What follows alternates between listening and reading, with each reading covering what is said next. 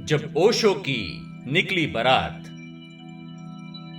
गुरु प्रेमियों, आप एक अन्य गुरु स्टोरी जिसका शीर्षक है करुणा के सागर ओशो के 3 प्रसंग में सुन चुके हैं कि कैसे ओशो ने युक्रांत पत्रिका की नींव रखी और जबलपुर से ही पत्रिका का संपादन और वितरण शुरू किया था।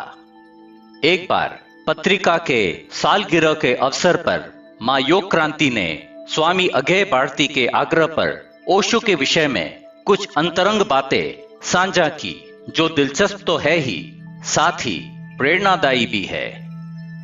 यह घटना उस दिन की है जब ओशो को एक संस्था में बोलने के लिए आमंत्रित किया गया।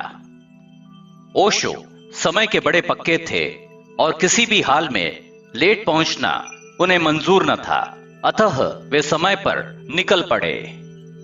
ओशो ड्राइवर के साथ कार में सफर तय कर रहे थे।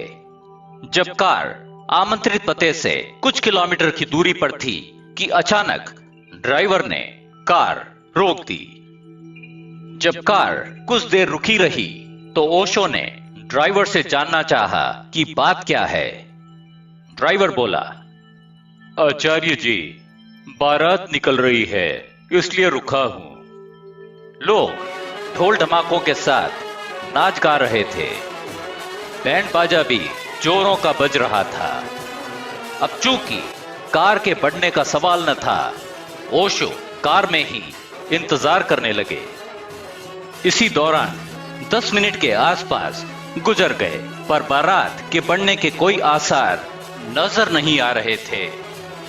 तभी अचानक ओशो कार से उतर गए। वे जान गए थे कि इंतजार करने से देर हो जाएगी। ड्राइवर बड़ा अचंभित हुआ। यह उसका दायित्व था कि वह ओशो को सुरक्षित पते पर पहुंचाए, अतः वह भी कार से उतर गया। उसके बाद जो हुआ वह हास्यास्पद भी है और मजेदार भी। ओशो के उतरते ही भीड़ ने उन्हें चारों तरफ से घेर लिया। भीड़ काफी थी, सब उन्हें छूने की कोशिश कर रहे थे। इसी दौरान ड्राइवर लोगों को ओशो से दूर करने का असफल प्रयास करता रहा, पर लोग थे कि टस से मस होने को राजी नहीं थे। लग रहा था कि मामला गंभीर है।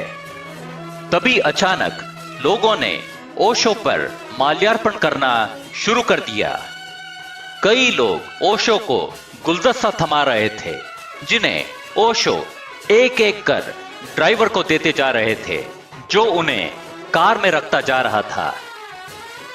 तभी एक व्यक्ति सामने आया और ओशो को प्रणाम करता हुआ बोला, आचार्य जी, मैं अपनी संस्था की तरफ से आपका इस शहर में हार्दिक अभिनंदन करता हूं।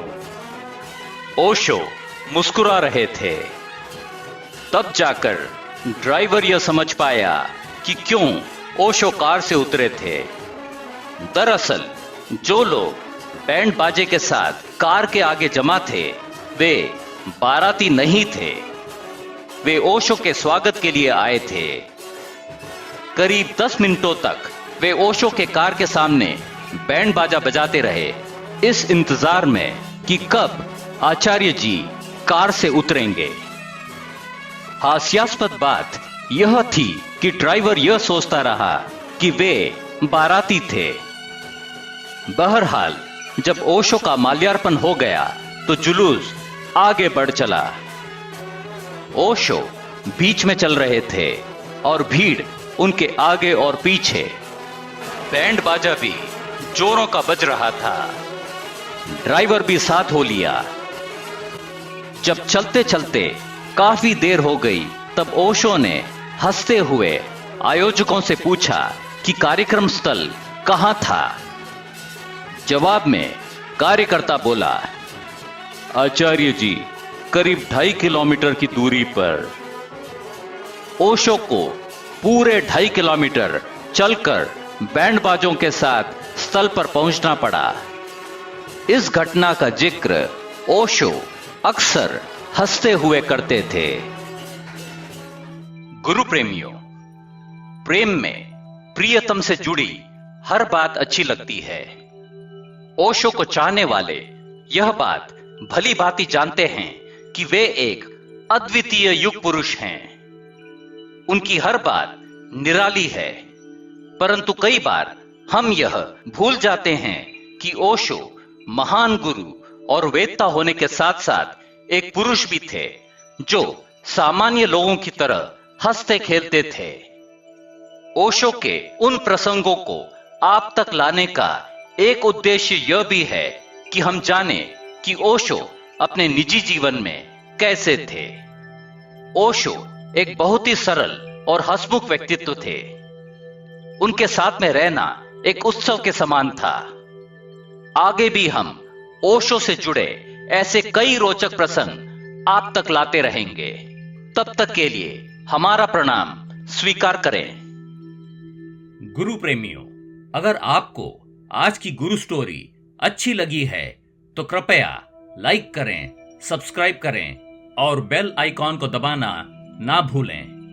हम आगे भी आपके लिए ऐसे कई अन्य गुरु स्टोरीज लाते रहेंगे। आपके सहयोग और प्रोत्साहन के लिए धन्यवाद।